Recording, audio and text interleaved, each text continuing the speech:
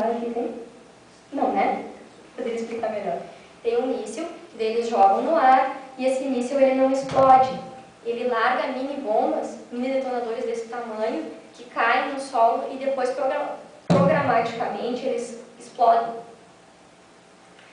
Só que essas granadinhas, volta e meia, elas não explodem. E depois que terminam os conflitos armados, quem acha são crianças, agricultores e assim por diante. Então é mais ou menos para vocês entenderem. O Brasil não fabrica mais minas, tudo bem. Mas não, nós temos que fabricar a bomba cluster ainda, por quê? Porque isso é direito de defesa e assim vai nesse sentido os discursos que eu entendo, daí eu estou falando da minha perspectiva, vocês formem o entendimento de vocês, antidemocráticos que se formem. Por exemplo, o Brasil, como signatário, Estado Democrático de Direito, que não tem pena de morte, que não extradita ninguém que vá sofrer penas de morte, crimes políticos, e aí vai, como por exemplo o caso Batiste e o caso Cordeiro, que são dois casos paradigmáticos que vocês têm visto na mídia há muito tempo, não extradita, mas continua fabricando bombas cluster e ao mesmo tempo matando milhares de pessoas de forma indireta.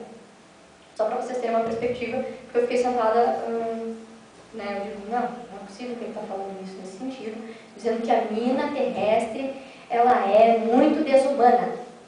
Ela não mata a pessoa, ela amputa a pessoa, ela tira a capacidade laboral da pessoa, de vida. Não, mas a bomba cluster não. Como não? Calma aí, cara pálido, diria a professora Deise Ventura. Em que sentido estamos falando? Isso é muita ironia ou esquizofrênico no mínimo. Então, muitas vezes, quando se reespecifica um tratado internacional, acontece isso. E é o que acontece, por exemplo, na jurisdição nacional. Nós só trazemos para dentro do nosso ordenamento o que nos é conveniente. Nesse sentido, é difícil nós conseguirmos visualizar os direitos humanos como valores universais. Nesse sentido, que eu queria que vocês entendessem. Nessa perspectiva que nós estamos trabalhando, que trabalha tanto sistemas intergovernamentais como da comunidade europeia, é muito difícil conseguirmos ver valores universais que fundem um direito humano universal, ou seja, valores universais para um direito comum da humanidade. Que é mais ou menos o que eu trabalho lá no grupo da MIREI, que eu acho que a professora Jane já deve ter comentado com vocês aqui. Então, daí eu já bato para outra perspectiva. Por quê? Porque essa senhora francesa, que diz que vai vir esse ano aqui no Brasil em setembro, ela trabalha da seguinte perspectiva. Ela sempre pensa o direito como direitos humanos. Ela não pensa em globalização desenfreada econômica. Ela pensa numa mundialização que tem o mínimo dos direitos humanos, ou seja, valores comuns da humanidade que sejam resguardados contra essa globalização desenfreada que, por exemplo, o professor Boaventura de Souza Santos fala, a globalização que ele fala de norte e sul. É por aí que ela vai. Então, mais ou menos são essas pontuações que ela faz. E nesse sentido, ela trabalha a pena de morte. Que não é possível trabalharmos a pena de morte como um conceito ou valor comum da humanidade e determinar até que ponto isso é válido ou não para a humanidade, no sentido de que nós não conseguimos ser valores. Por que nós não conseguimos ser valores? Porque nós não conseguimos nos identificar com o próximo. E quem é o próximo? O próximo é a Carol, é o Sadim, ou é o menino da Vila Schirmer, lá, que é drogado em crack, por exemplo. Não, o senhor Sadim. Nós não conseguimos nos identificar, por exemplo, com a América Latina. Nós não conseguimos nos identificar com o argentino. Ou, por exemplo, num projeto de extensão que é definido dentro da USP pela professora Deise, onde crianças bolivianas são maltratadas por crianças brasileiras dentro de um colégio, porque eles são inferiores. Então, até que ponto nós conseguimos evoluir pós-45 se nós ainda continuamos sendo práticas de não conseguirmos nos identificar nos diferentes? E é nos identificar, não é tolerar, que a professora Carolina falou. Não é tolerar, é se identificar e saber que ele é igual a mim, e que ele tem tanto valor como eu, e que a vida dele tem tanto valor como a minha. Então, são valores comuns, não é um direito humano totalitário da humanidade, são valores comuns que vão pontuar o início do pensamento de como nós podemos trabalhar, por exemplo, questões como a pena de morte, ou o aborto, ou a eutanásia, ou seja, a partir de que ponto podemos pensar em bem comum, valores comuns, para tentar formalizar direitos humanos que respeitem as diferenças e que consigam identificar uma pessoa na outra. Eu consigo me identificar com um argentino ou com um latino-americano, o que nós consigamos nos dizer latino-americanos, muitas vezes que é difícil. E assim por diante. Por exemplo, o Paulo estava me falando agora, nós procuramos a reportagem que na Colômbia ou Bolívia, que é um dos únicos governos de esquerda que predomina ainda na América Latina, que tem apoio dos Estados Unidos, de forma efetiva e de direito, que vem de cofres, o dinheiro vem dos cofres públicos dos Estados Unidos, mais ou menos nesse sentido.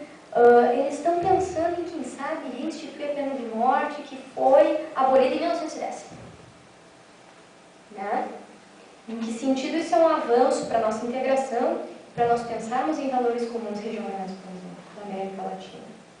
E pensarmos em abolir a pena de morte no mundo. Porque essa é a minha perspectiva.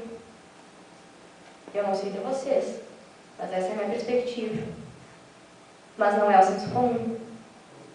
Se nós fizéssemos, por exemplo, um pleito no Brasil, que eu estava comentando com a Leila, respeito à pena de morte, com a violência desenfreada que nós enfrentamos nos dias atuais no Brasil, na nossa região, vamos falar ali na Grande Porto Alegre, por causa do uso do crack, das drogas, assaltos, mortes que são reiteradamente veiculados na mídia, foram feitas pesquisas, o crack está espalhado pelo Estado, principalmente na região da Grande Porto Alegre. Esses dias um aluno no ensino foi morto num latrocínio, por coisa de nada, foi noticiado, até no jornalzinho do CAED, lá do diretório nosso, lá do pessoal dos nossos alunos, né?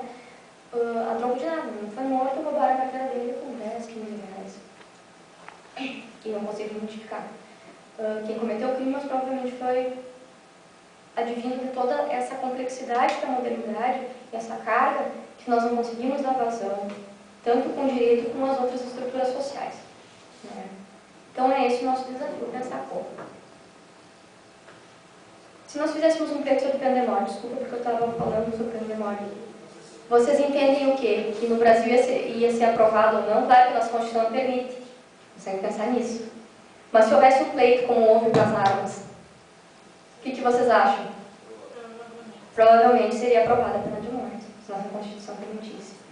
Mas para isso nós teríamos que rasgar a nossa e fazer uma nova Constituição, porque é uma causa não perde alguma, vocês devem ter estudado o direito constitucional já. Bom, nesse sentido, é isso que eu quero que vocês entendam. Porque o que nós fazemos aqui é mais do que sermos juristas e operadores do direito, porque quando eu falo operadores do direito, eu penso que eu estou operando uma prensa hidráulica, daquelas para fazer chapa de ferro, assim. Toda vez que falam operadores do direito, nós somos máquinas de fazer petições. Não é isso que a gente quer. A gente tem que pensar um pouquinho melhor no que a gente está trabalhando. E a partir de estudos como esse que vocês estão tendo a oportunidade de fazer aqui no primeiro, segundo semestre, discutir questões como pena de morte, se ela é viável no mundo de hoje ainda, com toda a carga de complexidade que temos, e se nós podemos ficar naqueles discursos vazios e cômodos e rasos ainda, de pleitos, por exemplo. Eu sou a favor da pena de morte porque o bandido tem que morrer. É isso que eu quero que vocês pensem. É isso que eu quero que vocês estudem. E é nesse sentido que eu trouxe aqui hoje essa fala. Né? Sadia os sites para eles poderem pesquisar mais a respeito. Já foi, já era. Né? Pessoal, eu quero ouvir de vocês para poder debater com vocês também agora. O que vocês acham sobre a pena de morte? O que vocês tiraram de impressões no filme? E tragam para a nossa realidade brasileira, da América Latina, porque é muito importante primeiro varrer o nosso pátio, para depois criticar o pátio dos outros. Sobre as questões carcerárias do Brasil, eu quero que vocês tragam isso para a discussão aqui. Era mais ou menos essa fala que eu tinha para fazer com vocês. Se ficou alguma lacuna, eu quero que vocês perguntem, para a gente poder responder e construir um conhecimento melhor. Obrigada.